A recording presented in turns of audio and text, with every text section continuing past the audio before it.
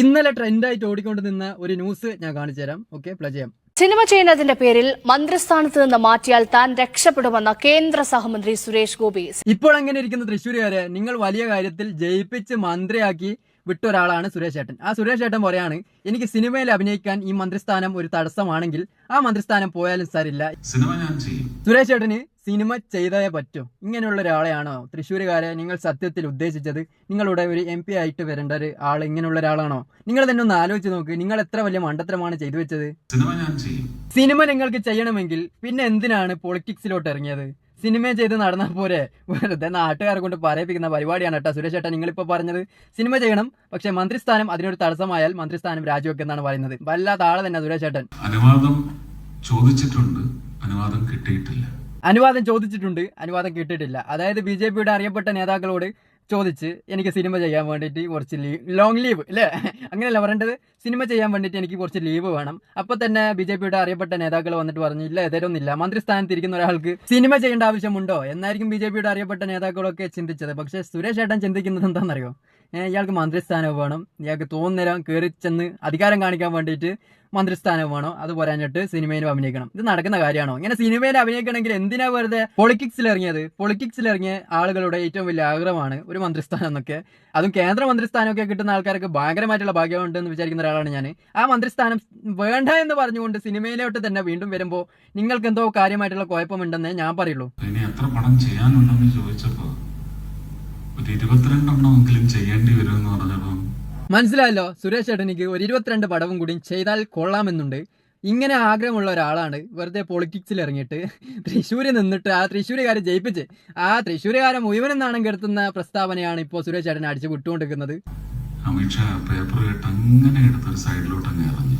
അതായത് 22 പടം എനിക്ക് അഭിനയിക്കണമെന്ന് അമിത്ഷായോട് പറഞ്ഞപ്പോൾ അമിത്ഷാ ആ പേപ്പർ കെട്ട് എടുത്തിട്ട് ഒരൊറ്റ പോലെ. സുരേഷ് ചേട്ടാ, നിങ്ങളെ കൊണ്ട് ചില്ലറ ഇടങ്ങാറൊന്നല്ല.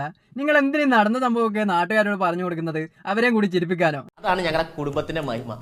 പക്ഷെ അനുവദിക്കാമെന്ന് പറഞ്ഞിട്ടുണ്ട്. ഞാൻ സെപ്റ്റംബർ 6 പോരും. അനുവദിക്കുക എന്ന് പറഞ്ഞിട്ടുണ്ട്. അനുവദിച്ചില്ലെങ്കിലും ഞാൻ സെപ്റ്റംബർ 6 പോരും എന്നല്ല ഉദ്ദേശിച്ചത് സുരേഷ് ചേട്ടാ. നിങ്ങൾ വലിയൊരു സ്ഥാനത്തിരിക്കുന്ന ഒരാളാണ്. ചെറിയൊരു പടം അഭിനയിക്കാൻ വേണ്ടിയിട്ട് വലിയൊരു മന്ത്രിസ്ഥാനം അവിടെ വെച്ചിട്ട് എന്തെങ്കിലും ആവട്ടെ എന്ന് വിചാരിച്ച് ഇവിടെ വന്ന് സിനിമയിൽ അഭിനയിക്കണം. നിങ്ങൾ ആരാ? സത്യം പറഞ്ഞ സുരേഷ് ചേട്ടനിക്കൊന്നും ഇതുവരെ നേരം വെളുത്തിട്ടില്ല. ഇത്രയും വലിയ മന്ത്രിസ്ഥാനം വേണ്ട എന്ന് പറഞ്ഞിട്ട് സിനിമയിൽ അഭിനയിക്കാൻ വരുന്ന ഒരാൾക്ക് നേരം വെളുത്തിട്ടുണ്ട് എന്ന് പറഞ്ഞു കഴിഞ്ഞാൽ ഞാനൊരിക്കലും വിശ്വസിക്കൂല. എന്റെ തൃശ്ശൂരുകാരെ, നിങ്ങൾ തെരഞ്ഞെടുക്കപ്പെട്ട ഒരാള് അടിപൊളി തന്നെ, ഒന്നും പറയാനില്ല. എന്റെ ജോലി ചെയ്യാനായിട്ട് മിനിസ്ട്രിയിൽ നിന്നുള്ള 3-4 പേര് അല്ലാണ് മുത്തേ ഇയാളെ കൊണ്ട് കോമഡി. അതായത് സുരേഷ് ഏട്ടന്റെ സ്ഥാനത്തിരുന്ന് ചെയ്യേണ്ട പരിപാടികൾ 3-4 മന്ത്രിമാര് ചേർന്നിട്ട് ചെയ്താൽ മതി എന്നാണ് പറയുന്നത്. അല്ല സുരേഷ് ഏട്ടൻ, നിങ്ങൾക്ക് തന്നെ ഒന്ന് ചിന്തിച്ച് നോക്കറ, നിങ്ങൾ എന്താണ് പറഞ്ഞത്? നിങ്ങളുടെ പണി ചെയ്യാനുള്ളതാണോ മറ്റുള്ള മന്ത്രിമാര്?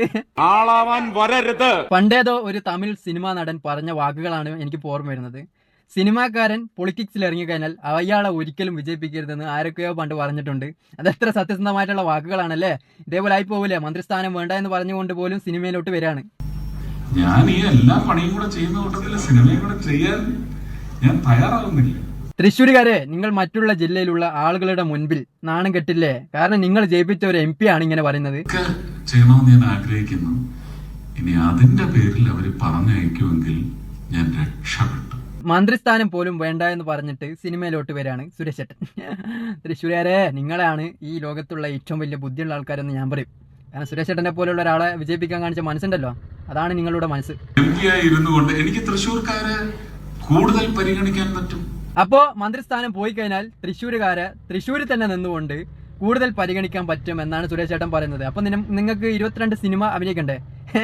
സുരേഷ് ചേട്ടാ, എന്തെങ്കിലുമൊക്കെ പറയുമ്പോ എന്തെങ്കിലും ഒന്ന് ചിന്തിക്കും. ഞാൻ എന്താ പറയുന്നതെന്ന്. തൃശ്ശൂർക്കാർക്കാണ് എന്നെ ഇതുവരെ പൂർണ്ണമായി കിട്ടാത്തത്. അത് നിങ്ങളെ വായിൽ നിന്ന് തന്നെ കേട്ടല്ലോ. അത് മതി. ജയിപ്പിച്ചു വിട്ട ആളുകൾക്ക് ഒരു തേങ്ങയും ചെയ്ത് കൊടുത്തിട്ടില്ല എന്നല്ലേ വളഞ്ഞു മുക്ക് പിടിച്ചിട്ട് പറഞ്ഞത്. തൃശ്ശൂരുകാർക്ക് ഇതുവരെ പൂർണ്ണമായിട്ട് സുരേഷ് ചേട്ടനെ കിട്ടിയിട്ടില്ല എന്നാണ് പറയുന്നത്. അതെ, തൃശ്ശൂരുകാർക്ക് സുരേഷ് ചേട്ടനെ കിട്ടണമെങ്കിൽ സുരേഷ് ചേട്ടന്റെ മന്ത്രിസ്ഥാനം സുരേഷ് ചേട്ടൻ വേണ്ട എന്ന് വെക്കണം. എന്നിട്ട് സിനിമയിലും നിങ്ങളുടെ MP ആയിട്ട് ഇട്ടവട്ടത്തെന്ന് ഇങ്ങനെ ഉരുണ്ട് കളിക്കും എന്നാണ് സുരേഷ് ചേട്ടൻ തന്നെ പറയുന്നത്. എന്തായാലും സുരേഷ് ചേട്ടൻ ആഗസ്റ്റ് 15 ഒരു വീഡിയോ എടുത്തിരുന്നു. കോമഡിയാണ് മോനെ, അത് കാണാം. ഇപ്പൊ നിങ്ങൾ വിചാരിക്കും സുരേഷ് ചേട്ടനിക്ക് രാജസ്നേഹം കൂടിയിട്ട് ഒരു കൊടിയും പിടിച്ചിട്ട് ഇങ്ങനെ നടന്നതാണെന്ന്. അതൊന്നല്ല, ഇത് സ്ക്രിപ്റ്റ് ആണ്, പക്കാ സ്ക്രിപ്റ്റ്. ഞാൻ എന്തായാലും ആ ഒരു രംഗം കാണിച്ചു തരാം. അതായത് വീഡിയോ എടുക്കുന്നതിന് മുൻപ് ക്യാമറമാനോട് ചോദിക്കാണ്, ക്യാമറ റെഡിയാണോ, കൊടിയും കൊണ്ട് അങ്ങോട്ട് വരാനായിട്ടുണ്ടോ? അപ്പൊ ക്യാമറമാൻ പറഞ്ഞു ആ ഓക്കെ ഓക്കെ എന്ന്. എന്തിനാ സുരേഷ് ചേട്ടാ ഇങ്ങനെയുള്ള പ്രഹസനങ്ങളൊക്കെ കാണിച്ച് അത് വീഡിയോ എടുത്തിട്ട് സോഷ്യൽ മീഡിയയിൽ ഇട്ടിട്ട് വെറുതെ നാട്ടുകാരെ കൊണ്ട് പറയിപ്പിക്കാൻ നിൽക്കുന്നത് അല്ലേ? നിങ്ങൾ തന്നെ ഒന്ന് ആലോചിച്ച് നോക്ക്. വീഡിയോ എടുക്കുന്നതിന് മുൻപ് ചോദിക്കണം, ഞാൻ വരട്ടെ, റെഡിയാ, കൊടിയൊക്കെ പിടിച്ച് റെഡി ആയിട്ടുണ്ട്, ഞാൻ വരട്ടെ എന്നൊക്കെ ചോദിച്ചിട്ടാണ് വീഡിയോ എടുക്കുന്നത്. കോമഡി വീഡിയോ ആണിത്. എടാ സുരേഷ് ചേട്ടൻ സംഖ്യല്ലേ? സുരേഷ് ചേട്ടൻ എനിക്ക് ആഗസ്റ്റ് 15 ആഘോഷിക്കാൻ പാടില്ലല്ലോ. കാരണം ഗാന്ധിജിയാണ് നമുക്ക് സ്വാതന്ത്ര്യം മേടിച്ചു തന്നത്. ആ ഗാന്ധിജിയെ വെടിവെച്ച് കൊന്ന പാരമ്പര്യത്തിലുള്ള ആളുകളല്ലേ ഇവരൊക്കെ. അപ്പൊ ഇവര് ആഗസ്റ്റ് 15 ഒക്കെ ആഘോഷിക്കോ? എനിക്ക് അറിഞ്ഞൂടാ.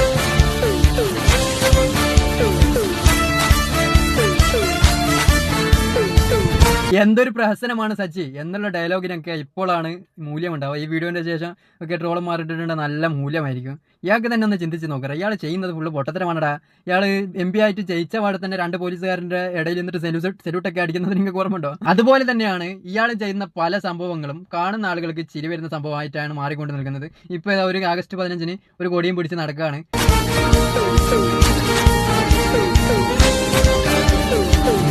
ഒന്നും പറയാനില്ല, വണ്ടർഫുൾ. പക്ഷേ സുരേഷ് ചേട്ടാ നിങ്ങളൊരു സംഖ്യ ആയതിനെ കൊണ്ട് തന്നെ നിങ്ങൾക്ക് ആഗസ്റ്റ് 15 ഒരു ആഘോഷ ദിവസമാണെന്ന് പറഞ്ഞു കഴിഞ്ഞാൽ ഞങ്ങൾ വിശ്വസിക്കൂല. കാരണം നിങ്ങളുടെ പാരമ്പര്യത്തിലുള്ള ആളുകൾ തന്നെയാണ് ഞങ്ങൾക്ക് സ്വാതന്ത്ര്യം മേടിച്ച നാളെ വെടിവെച്ച് കൊന്നത്. നിങ്ങളാണ് ഇപ്പൊ പ്രസനം കാണിക്കുന്നത്.